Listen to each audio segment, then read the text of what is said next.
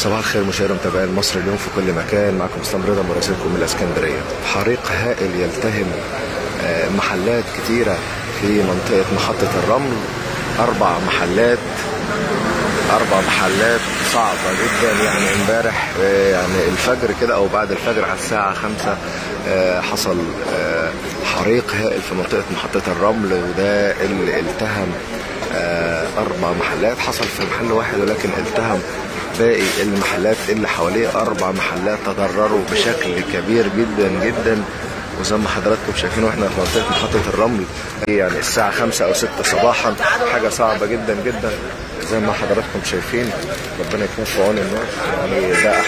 يعني ده حد من الناس اهوت، يعني ربنا يعوض عليه، ربنا يستعوض عليه. حاجه صعبه جدا طبعا. بيمضي بحاله احد الناس اللي خسرت ملايين في هذه القصه.